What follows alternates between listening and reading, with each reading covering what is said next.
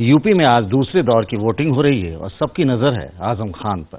आजम साहब, इस बार आप ही नहीं, आपके बेटे भी लड़ रहे हैं स्वार से, और अभी नावेद मियाँ कह रहे थे कि आजम साहब ने अपने बेटे की बलि चढ़ा दी। दरअसल इस तरह के शब्द नवाबों के यहाँ बड़े कॉमन हैं। इनके परदादा ने अपने बड़े बेटे को जहर का प्याला अपने हाथ से पिलाया था। पहले सीएमओ से कहा, चाहे तो आप ले सकते हैं स्टेटमेंट, या डॉक्टर अब्दुल हफीज खां हैं वो उनके परदादा थे, उनसे कहा कि मेरे बेटे को जहर पिलाओ। उन्होंने कहा नहीं, हम जहर चार बार वो जीत चुके हैं अलग अलग पार्टी। मैं थोड़ा सा अर्ज कर दूं। फिर एक बहुत बड़ा नाम है हकीम अजमल खां, जिनके नाम से हमने जिला अस्पताल बनाया है। फिर हकीम अजमल खां से कहा गया आप पिलाओ, उन्होंने भी मना कर दिया कि हम जिंदगी देते हैं, मौत नहीं देते। फिर नवाब ने खुद अपने बेटे को जहर पिलाया और सामने तड़प के मर गया बेटा। बलि तो उनके यहाँ बाप बेटे की चढ़ाता है, लेकिन मैंने अपने छोटे बेटे को सिपाही बनाया है, वॉरियर, जंग में उतारा है उसे। अगर पुराने जमाने होते तो तलवार दे के उतारता, अब बैलेट के लिए उतारा है। अमित शाह कह रहे हैं कि पहले और दूसरे राउंड के बाद 90 सीटें उनकी हो जाएंगी, तो आपके पास क्या बचेगा? मुझे हंसी भी नहीं आ रही है, हंसी भी नहीं आ रही। वैसे सावन के अंधे को सब हरा ही दिखता है, जाहिर है। एक दौर वो था कि सबका सफाया हो गया, लेकिन उस वक्त उम्मीदों का दौर था। एक आस थी लोगों को कि शायद ये कुछ करेंगे। लेकिन 20 लाख रुपए आप पहुंचा तो 2 करोड़ नौकरियां भी मिली, 24 घंटे बिजली भी मिली, लेकिन ख्वाब वक्त से पहले टूट गया। ये तो मानेंगे कि पिछले 10-15 सालों वाली वो बीजेपी नहीं है। बीजेपी आपके रास्ते में अड़ी हुई है। वो दरअसल आप जो कहलवाना चाह रहे हैं वो कहूंगा नहीं। थोड़ी गलतियां तो रही पिछलों की कि जो उन्होंने किया उससे बता भी नहीं सके। जिन जिन चीजों के प्रधानमंत्री जी ने शपथ लेने के 1 हफ्ते के अंदर उद्घाटन किए, वो उद्घाटन तो उससे पहले के प्रधानमंत्री को करना चाहिए थे, नहीं कर सके कुछ चीजें। वो तो आपके काम बोलता हो को बोलते हैं, कारनामे बोलते हैं। अब कुछ ऐसा हुआ कि ना उनका कारनामा बोला ना काम बोला, होगी उनसे जो भी चूक हुई हो। बस इतनी सी बात पर आपने उन्हें रावण बना दिया। अरे कहाँ, रावण तो महापंडित था भाई।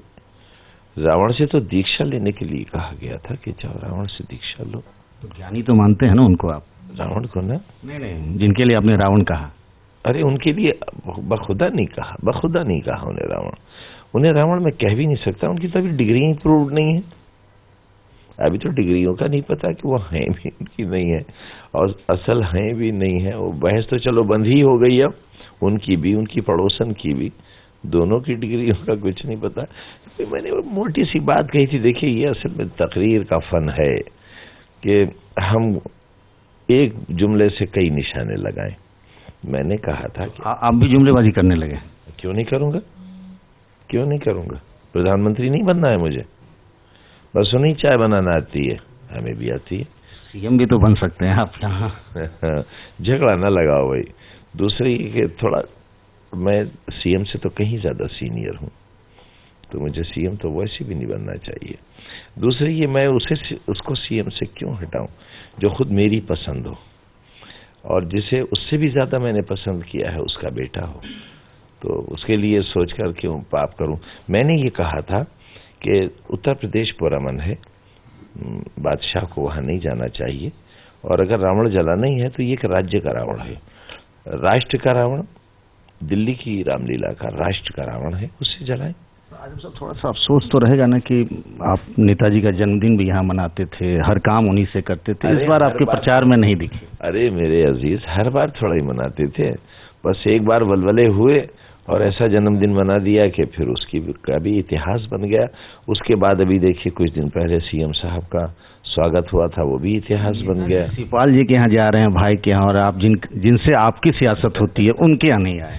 भाई देखिए वहाँ वो इसलिए जा रहे हैं कि वहाँ थोड़ा सा मेहनत करना है।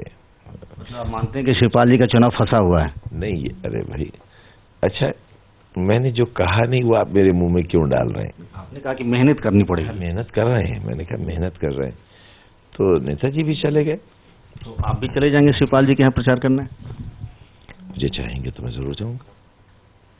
मैं हर उस जगह जा रहा हूं जहां मुझे चाहा जा रहा है। अगर किसी ने नहीं चाहा, यहाँ पश्चिम में भी अगर किसी ने नहीं बुलाया, तो मैं अपने से कहीं नहीं गया।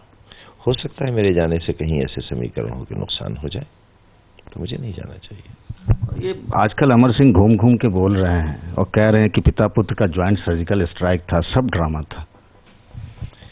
देखिए, जो नाम आपने लिया ये तो किसी आदमी का नाम है।